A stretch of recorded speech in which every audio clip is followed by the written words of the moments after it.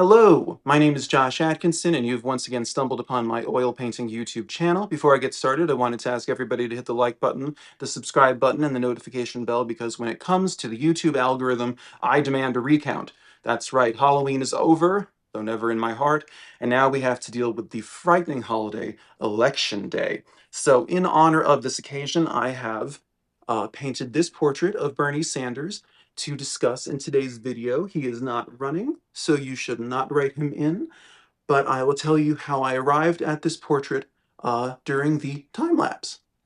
So here is our source image, and here's our time lapse. So, yes, I voted for Bernie Sanders in the two primaries he was running in, and so I don't know, I just thought, well, actually, let me give you the full story. My cousin told me that she had a vision that if I painted a portrait of Bernie Sanders, that would kickstart my art career. So I am the last person to turn down a supernatural intervention. So here we are, painting Mr. Sanders. Um, I will also just say, and then I'll get off to politics, I'm not thrilled with everything that he's done since he stopped running for president, including not running for president. But yeah, I'm I am a fan. So anyway, the lighting in this source photo was great. It was just clearly from one big source, the sun. Um, as I move on, if you're new to my channel and my style, feel free to hit the subscribe button. But I paint till the point that I get about, a credibly realistic likeness. But I don't do all the fine-tuning details that I would do if I was just aiming for realist portraiture. But after that, I then kind of distort it. Some may say abstract it with large blocks of color. Because that's a good way to kind of stop painting detail. But anyway, so that's going to be coming in a few minutes. Uh, I found that I was having a bit of a feeling of like not wanting to make Bernie Sanders look unappealing. Like the my style is sort of uglifying in a certain way, or it can be. You can see Matt Bomer, a portrait of him to the right of Bernie, behind Bernie. He was so pretty it didn't matter what I did. But, Bernie's of a certain age, and he is also cooking out in the sun, doing presumably some campaign speech. So I find later on that it almost, the combination of the sun and my style of brushstroke almost makes it look like he's melting. It makes him look like really, really old. And I was having a bit of a conflict about like, do I want to make someone who I like, who I admire a great deal, look unappealing? I've talked a bit about this with a painting I did of Cloris Leachman, and in general of painting women. It seems that I think just I haven't unpacked all this, but I think we as a culture just place we're taught to place value on women for youthfulness and what we call beauty and softness, and we're conversely trained to place value in men for having angularity, um, jawlines, chins, brow ridges, all that. But so when you're painting someone older and they have less plumpness, less naturally occurring collagen in their skin, if you do something more stylized, you do run the risk of making them look unattractive.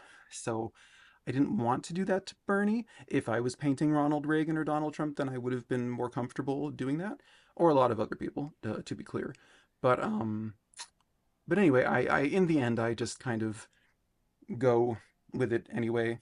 I thought about Lucian Freud, who him and Paul Cézanne are my favorite artists, and he painted the Queen of England and made her look absolutely hideous. He made everyone look hideous, but he found the most interesting textures and subtle gradations of color and tone in his brushwork.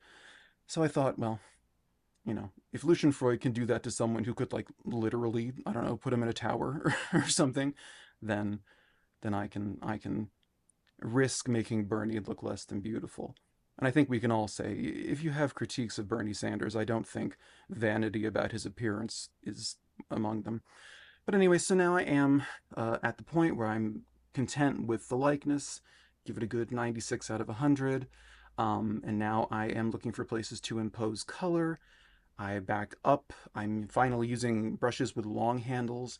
Um, and I just kind of place it really broadly. I'm trying to eliminate detail. I want the painting to have impact from 10 feet away. You can see here I'm running the risk of making him look sort of toothless.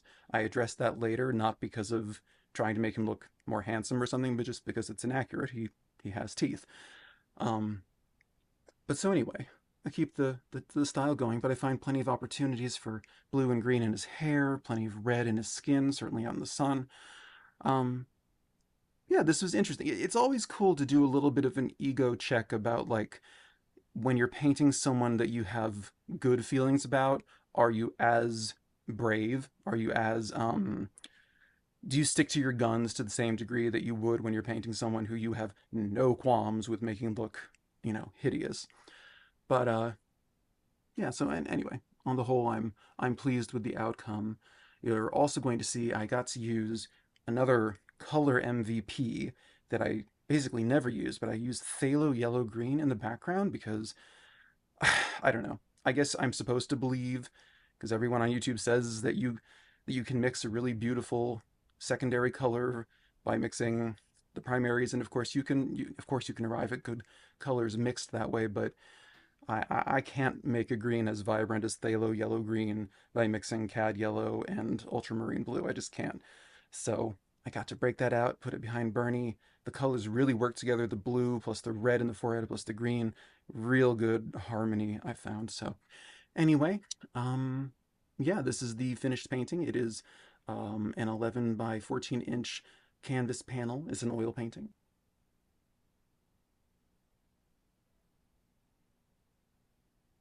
So then, yes, that is how I arrived at this portrait of Bernie Sanders.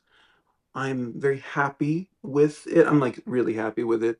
I'd wanted to do some political paintings for a while, even if that's a little controversial on the YouTubes. I don't know. But I thought I'd start with the person who I actually wanted to run the country. Anyway, wanted to say thank you to any new subscribers. Although this week I believe I got -1 new subscribers. So, oh well, I guess welcome or goodbye or whatever. But if you've enjoyed this video, please do hit the like button, the subscribe button, and the notification bell, and check out last week's video where I talk about Halloween pumpkins, jack-o'-lanterns, and Michael Myers the week before that and all that. So anyway, that's everything I can think to say. So I will let you get on with your voting plan development. I will see you all in 7 days with some other painting. I don't remember what. Okay, bye-bye.